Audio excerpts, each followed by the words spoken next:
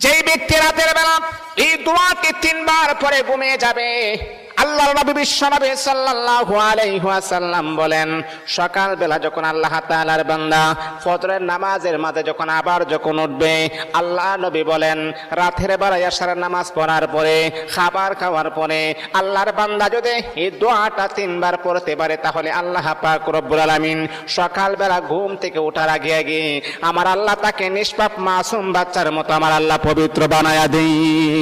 দোয়াটা সবাই আমরা জানি, আমরা সবাই কিন্তু দোয়াটা জানি, কিন্তু আমরা আমল করি না। দোয়াটা হলো আস্তাগফিরুল্লাহাল্লাযী লা ইলাহা ইল্লা হুয়াল হাইয়ুল কাইয়্যুম ওয়া আতুবু ইলাইহি লা হাওলা ওয়ালা কুওয়াতা ইল্লা বিল্লাহিল আলিয়্যিল আযীম।